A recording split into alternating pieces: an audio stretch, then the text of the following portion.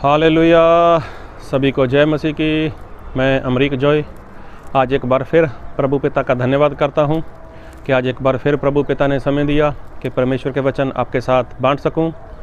अगर आपने मेरे इस चैनल को सब्सक्राइब नहीं किया तो जल्दी से जल्दी आप मेरे चैनल को सब्सक्राइब कर लो, साथ में जो बेल आइकन है उसको टच कर लो ताकि आने वाले वीडियो का नोटिफिकेशन, उसकी जानकारी आपको तुरंत मिलने पाए और आप मेरे साथ इस वीडियो के अंत तक बने रहें। तो आज मैं जो बात करने वाला हूँ उस बात को बहुत ध्यान से सुनना।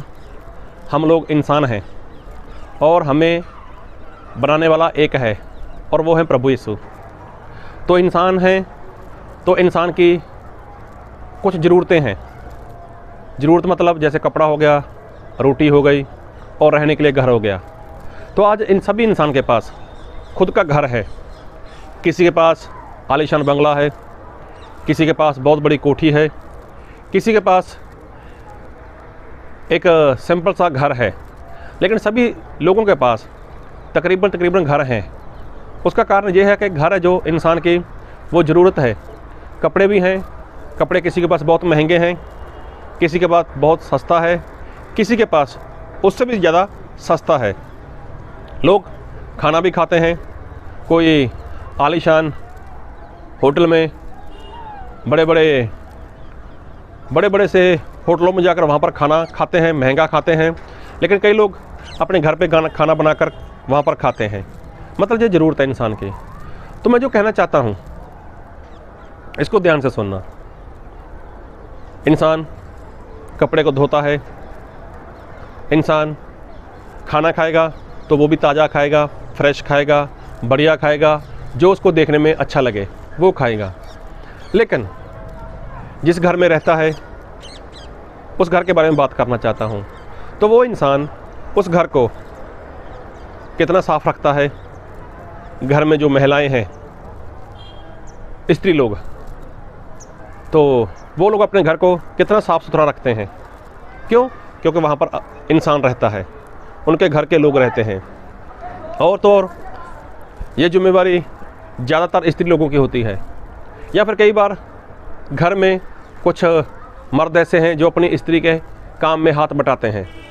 और जो बहुत ज़्यादा पैसे वाले हैं तो वो अपने घर को साफ़ सफाई करने के लिए वो किसी को अपने घर की सफाई के लिए पैसा देते हैं। तो वो सुबह शाम झाड़ू पोछा करने के लिए, जहाँ सफाई करने के लिए अपने घर में उनको रखते हैं ताकि वो उनके घर की देखभाल करें, उनकी साफ़ सफाई करते रहें और बदले में उनको पैसा दिया जाता है। तो इंसान कभी भी वो अपने गंदे घर में नहीं रहना चाहता और ना ही गंदगी वाला घर उसको पसंद है। जी हाँ, गंदगी वाला घर उसको पसंद नहीं है। तो कभी देखा आपने आपके घर में गंदगी हो, आपके घर में ढेर सारा कूड़ा पड़ा हो और आपको आनंद आता हो? नहीं। हर बार हर रोज़ आप अपने घर की सफाई करते हो। सफाई करने वाला कोई भी हो सकता है, घर का कोई मेंबर हो सकता है, या फिर आप किसी को बाहर से बुलाते हो, बदले में उसको पैसा देते हो, उसको उसकी मजदूरी देते हो। लेकिन कुछ भी होता है, लेकिन घर की सफाई तो होती है। जी हाँ, घर की सफाई होती है। कई बार तो इंसान उसको साल में, 2 साल में, 3 साल में उसको कलर वगैरह करता है, अच्छा सा पेंट करता है। उसकी हर रोज़ उसकी साफ़ सफाई इंसान करता रहता है। क्यों? क्योंकि उसको खुद को वहाँ पर रहना होता है। अगर घर अच्छा नहीं होगा, अगर घर साफ़ सुथरा नहीं होगा तो पड़ोस वाले क्या सोचेंगे? अरे कोई मिलने के लिए आ गया तो वो क्या सोचेगा? ऐसे इंसान घर की सफाई रखते हैं। और जहाँ तक मैं सोचता हूँ, जहाँ तक मैं मानता हूँ, तो ज़्यादातर लोग घर की सफाई इसीलिए रखते हैं। अगर कोई बाहर से आया तो वो क्या सोचेगा मेरे बारे में? अरे घर कितना बढ़िया है लेकिन साफ़ सफाई नहीं होती। तो बहुत से लोग इसी कारण अपने घर की सफाई रखते हैं। तो खैर, मैं जो कहना चाहता हूँ उसको ध्यान से सुनना। तो एक घर उस परमेश्वर का है, एक घर उस सच्चे परमेश्वर का है जो ना तो किसी भवन में रहता है, ना किसी मंदिर में रहता है। और इंसान कुछ भी बनाए उनके लिए तो वहाँ पर वो रहता ही नहीं है। लेकिन उसका घर क्या है? और बाइबल में लिखा है, पहला कुरिन्थियों उसका 3 अध्याय उसके 16 वचन में, क्या तुम नहीं जानते कि तुम्हारा शरीर ये परमेश्वर का भवन है, ये परमेश्वर का मंदिर है? तो वहाँ पर परमेश्वर का दास एक सवाल करता है, तुम लोग नहीं जानते? तुम लोग नहीं जानते कि क्या जो तुम्हारा शरीर है ये तुम्हारा खुद का नहीं है, लेकिन ये तो किसी का घर है। किसी का भवन है, तो देखो परमेश्वर का दास ऐसा कहता है। इसका मतलब इंसान को खुद को नहीं पता चलता कि जो मेरा शरीर है ये परमेश्वर का भवन है। ये सवाल हो रहा है वहाँ पर। आप पूरा वचन पढ़ना, इसको मैं नहीं पढ़ रहा। पहला कुरिन्थियों 3:16 अभी देखो, इंसान खुद के लिए रहने के लिए कितना अच्छा घर चाहता है, कितना बढ़िया फर्नीचर चाहता है, अरे कितना कुछ करता है वो। क्यों? उसको वहाँ पर रहना है, तो ऐसा करता है। लेकिन जिस भवन में, जिस शरीर के अंदर, जिस हृदय के अंदर परमेश्वर रहना चाहे, वो कैसे हैं? वो तो पवित्र हैं। अरे वो तो सेनाओं के यहोवा हैं, वो कितने भले परमेश्वर हैं। अब वो रहना चाहते हैं तो उनके लिए घर कैसा? आप खुद के घर के ऊपर ध्यान रखते हो, वहाँ पर कचरा पड़ा है, वहाँ पर गंदगी है, वहाँ पर ऐसा हो गया, वहाँ पर दीवार में मतलब सैलाब आ गई, वहाँ पर ऐसा हो गया, वहाँ पर वैसा हो गया, कुछ भी हो गया, तो आप क्या करते हो? बाहर वाले को बुलाते हो, मैकेनिक को बुलाते हो दिखाने के लिए, भैया ये कुछ बिगड़ गया, ये घर का फर्श ख़राब हो गया, यहाँ पर अच्छा कर दो, यहाँ पर कुछ ऐसा कर दो, कुछ भी करते हो आप लोग। क्यों? वो आपका घर है ना, इसलिए। लेकिन क्या जो परमेश्वर का घर है, जो परमेश्वर का भवन है, क्या कभी नज़रें आपकी उसके ऊपर गई? नहीं गई। लेकिन परमेश्वर का दास संत पौलुस क्या बोलता है? मैं एक वचन पढ़ूंगा आपके लिए, और मैं पढ़ूंगा 2 कुरिन्थियों उसका 13 अध्याय उसके 5 वचन को। अपने आप को परखो कि विश्वास में हो कि नहीं। देखो परमेश्वर का जन बोलता है संत पौलुस, अपने आप को परखो कि विश्वास में हो कि नहीं। अपने आप को जांचो। देखो अपने आप को जांचो, अपने आप को परखो। क्या तुम अपने विषय में जय नहीं जानते कि यीशु मसीह तुम में है? नहीं तो तुम जांच में निकम्मे निकले हो। अभी देखो, क्या तुम्हें नहीं पता चलता कि प्रभु यीशु मसीह आपके अंदर है? पता कब चलेगा? जब जांचोगे, जब परखोगे। और देखना क्या है, क्या प्रभु यीशु मसीह मुझ में है? मुझ में है मतलब मेरा जो शरीर है ये परमेश्वर का घर है, मेरा जो शरीर है ये परमेश्वर का भवन है। तो क्या इस भवन के अंदर, क्या इस घर के अंदर वो इसका मालिक है? मालिक कौन है? मालिक प्रभु यीशु है। लेकिन आज क्या है, घर के बाहर मालिक को रखा हुआ है और जांचते नहीं है, परखते नहीं है। तो उसी वजह से ऐसा हो रहा है, ऐसी वजह से ऐसा हो रहा है। मतलब संत पौलुस ऐसा बोलते हैं कि मैं खुद को जांचता हूँ, खुद को परखता हूँ, और मैं निकम्मा नहीं ठहरता। मैं जांच लेता हूँ, मैं परख लेता हूँ कि मेरे अंदर परमेश्वर है, मेरे अंदर प्रभु यीशु है या नहीं। तो जब आप अपने घर के अंदर देखते हो कि घर के अंदर कहाँ पर ख़राबी है, कहाँ पर कुछ गड़बड़ी हो गई, कहाँ पर फर्नीचर ख़राब हो गया, कहाँ पर दीवार ख़राब हो गई, तब जाकर आप उसकी रिपेयर करते हो। उसकी मरम्मत कराने के लिए आप किसी बाहर वाले को बुलाते हो। तो देखो, क्योंकि वो आपका घर है, तो ये वाला घर भी ये तो परमेश्वर का है। लेकिन संत पौलुस खुद को जांचते हैं, खुद को परखते हैं, और वो देखते किसको हैं? वो देखते हैं मसीह को। एक बार फिर वचन पढ़ूंगा, अपने आप को परखो कि विश्वास में हो कि नहीं। अपने आप को जांचो, क्या तुम अपने विषय में जय नहीं जानते कि यीशु मसीह तुम में है? सवाल है, क्या तुम अपने आप में नहीं देख सकते? क्या अपने अंदर देख नहीं सकते? क्या अपने अंदर झांक नहीं सकते कि क्या यीशु तुम्हारे अंदर है या नहीं? मतलब ये घर है प्रभु यीशु का, तो इस घर की भी हालत कुछ ख़राब हो चुकी है। इस घर का जो हाल है वो ख़राब हो चुका है। और ख़राब कैसे हो चुका है? और बाइबल में लिखा है, एक वचन पढ़ूंगा आपके लिए, और मैं वचन पढ़ूंगा मत्ती रचित सुसमाचार उसका 15 अध्याय उसके 19 वचन से। क्योंकि बुरे विचार, हत्या, परिस्थिगमन, व्यभिचार, चोरी, झूठी गवाही और निंदा मन ही से निकलती है। यह ही है जो मनुष्य को अशुद्ध करती है, परंतु हाथ बिना धोए भोजन करना मनुष्य को अशुद्ध नहीं करता। देखो, इंसान के हृदय के अंदर से जो बातें निकलती हैं वो क्या करती हैं? इंसान को अशुद्ध करती हैं। और अशुद्ध जगह पर प्रभु यीशु मसीह नहीं रहते। प्रभु यीशु मसीह कभी भी अशुद्ध जगह पर नहीं रहेंगे। मानो जैसे आप अपने घर में रहते हो, तो आपको घर में रहते हो तो घर कैसा चाहिए? आपको साफ़ सफाई वाला, सुंदर चाहिए, अच्छा लगने वाला चाहिए, अच्छा दिखने वाला चाहिए, और पड़ोसी लोग भी आपके घर की क्या करें, तारीफ़ करें। तो जब आपके घर के अंदर कचरा भरा होगा, गंदगी होगी, तो कौन पड़ोसी आपके बारे में अच्छा बोलेगा?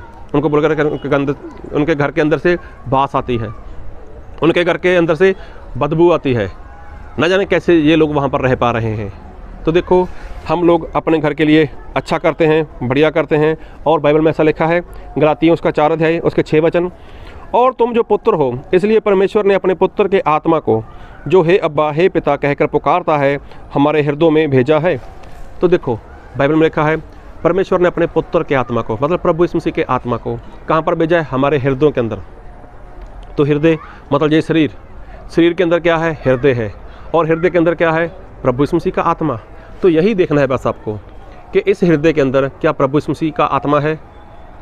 अगर प्रभु यीशु मसीह का आत्मा है तो जो हमने पढ़ी बात मत्ती 15 अध्याय में, तो वो बात अंदर नहीं होगी। अगर ये बातें अंदर हैं, निंदा है, चुगली है, परस्त्रीगमन है, बैर है, झूठ है, और बहुत सारे शरीर के काम हैं, तो वहाँ पर प्रभु यीशु मसीह नहीं होंगे। तो जब प्रभु यीशु मसीह वहाँ पर नहीं होंगे, तब क्या होगा? तब उस घर की हालत बहुत ख़राब हो चुकी है। तब उस घर की हालत बिगड़ चुकी है। और यही बात जब प्रभु यीशु मसीह संसार में थे तब हुई थी। प्रभु यीशु मसीह जब भवन में गए थे, तब वहाँ पर व्यापार चल रहा था। परमेश्वर के घर को उन लोगों ने ख़राब कर दिया था। वहाँ पर व्यापार हो रहा था, वहाँ पर बेचने का, खरीदने का, और भी कुछ काम चल रहा था। तो प्रभु यीशु मसीह ने क्या किया? वहाँ पर एक रस्सी का कुछ चाबुक जैसा बनाया, कोटले जैसा बनाया। तो क्या करना? वहाँ पर सभी को मारकर वहाँ से बाहर निकाल दिया, और बोला, मेरे पिता के घर को तुम लोगों ने मंडी बना रखा है। तो देखो, प्रभु यीशु मसीह ने उस घर को साफ़ कर दिया, उस भवन को साफ़ कर दिया, प्रभु यीशु मसीह ने उस मंदिर को साफ़ कर दिया। तो क्या आप नहीं चाहते कि जिस घर के मालिक प्रभु यीशु मसीह हैं, जिस भवन के मालिक प्रभु यीशु मसीह हैं, तो उसको साफ़ करना है? तो क्या आप ये चाहते हो कि प्रभु यीशु मसीह आए वो साफ़ करें? अरे नहीं, प्रभु यीशु मसीह ने साफ़ कर दिया था एक बार, अभी एक जिम्मेवारी आपकी है। तो प्रभु यीशु मसीह ने सिखाया है कि प्रभु यीशु मसीह ने क्या सिखाया कि मैंने भवन को किस तरह से साफ़ किया है, मैंने मंदिर को किस तरह से साफ़ किया है। तो मुझे कितना क्रोध था उसके ऊपर कि मेरे पिता के घर के अंदर ऐसी बुरी बातें हो रही हैं, और मुझे ये बातें नहीं चाहिए। तो प्रभु यीशु मसीह ने ये काम करके दिखाया। तो आज बारी है आपकी कि आप भी उठकर खड़े हो जाओ। आज आप भी इन सारी बातों के ऊपर गुस्सा करो, क्रोध करो, और इनको मारकर वहाँ से बाहर निकाल दो, और जो परमेश्वर का भवन है, जो परमेश्वर का मंदिर है, उसको साफ़ कर दो। तो देखो, आप अपने रहने के लिए अच्छा घर बनाते हो, साफ़ सफाई हर रोज़ करते हो, तो यही काम आपको भी करना है कि परमेश्वर का जो घर है, परमेश्वर का जो भवन है, उसको हर रोज़ देखते रहो, उसको हर रोज़ जांचते रहो, उसको हर रोज़ परखते रहो कि कहीं पर कुछ गड़बड़ी हो गई हो, कहीं पर कुछ गलती हो गई हो, तो उसके बाद वो गलती दोबारा ना हो। तो संत पौलुस यही बोलते हैं कि मैं अपने शरीर को हर रोज़ जांचता हूँ, हर रोज़ परखता हूँ, और देखता हूँ कि मसीह मेरे अंदर है या नहीं। और परमेश्वर का दास बोलता है कि मैं हर रोज़ अपने आप को मारता हूँ, हर रोज़ अपने आप को मैं मारता हूँ, अपने शरीर के जो काम है उनको मारता हूँ, और शरीर जैसा चाहता है वैसा मैं नहीं करता। संत पौलुस खुद के लिए ऐसा बोलते हैं कि मैं अपने आप का परीक्षण करता हूँ, खुद को देखता हूँ, खुद की जांच करता हूँ। क्यों? क्योंकि संत पौलुस जानते हैं कि मेरा शरीर वो परमेश्वर का मंदिर है, मेरा शरीर वो परमेश्वर का भवन है, और जिस भवन में, जिस शरीर में परमेश्वर रहने वाले हैं, तो वो परमेश्वर के घर को, परमेश्वर के भवन को हर रोज़ देखते हैं, उसकी जांच करते हैं, और वो खुद उसकी सफाई करते हैं। इसलिए वो ऐसा बोलते हैं कि मैं हर रोज़ खुद को जांचता हूँ, खुद को मैं उसका परीक्षण करता हूँ कि कहीं कोई अच्छी बात, कहीं कोई ऐसी गंदगी वाली बात मेरे अंदर तो नहीं जिससे परमेश्वर को घिन हो, जिससे परमेश्वर दुखी हो।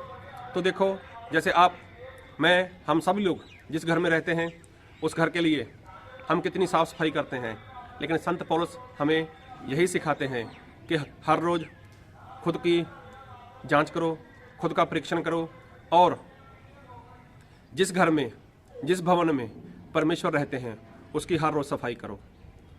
तो क्या आज आप भी ऐसा निर्णय ले सकते हो? क्या आज आप भी ऐसा फैसला ले सकते हो कि परमेश्वर के भवन के अंदर जो भी बुरी बातें हैं, आप उसके ऊपर क्रोध करो, उसको मारो, और जैसा गुस्सा प्रभु यीशु मसीह ने दिखाया था वैसा ही गुस्सा करते हुए आप भी, आत्मिक गुस्सा करते हुए आप वो घर, वो भवन साफ़ करो जैसे प्रभु यीशु मसीह ने किया था, नहीं तो बहुत देरी हो जाएगी। देरी हो गई तो बहुत मुसीबतों में फंस जाओगे।